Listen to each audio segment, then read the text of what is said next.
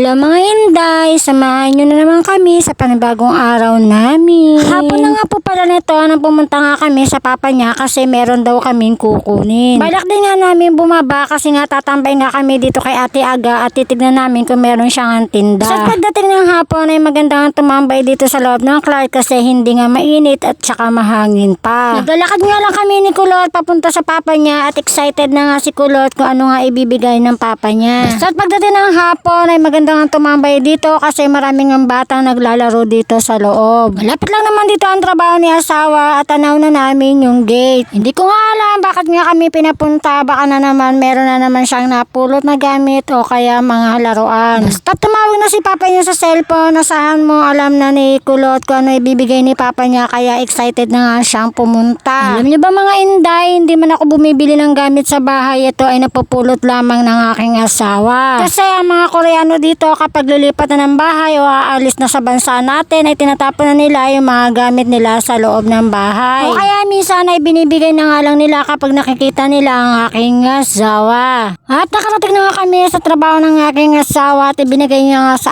akin itong mga sampalok. Sabi ni asawa hindi naman daw maasim itong sampalok, matamis daw ito at ibigay ko daw ito sa aking nanay. Kaya ito si Kulot niya excited na rin kunin dahil gustong gusto na nga rin niya kumain ng sampalok. At pagkatapos ka namin kunin yung sampalok kaya hindi pa nga kami umuwi mga Inday at tumambay nga muna kami dito saglit. At nakita nga ni Angela si Aldrin at dito rin pala sila pumunta para tumambay din. Pinaglaro ko muna dito si Kulot kasama nga si Aldrin para mamaya ay pag napagod na siya ay uuwi na nga kami. Alam niyo ba mga Inday, pangarap ko nga magpatayo ng bahay dito kaso malabo yatang mangyari. Cherries.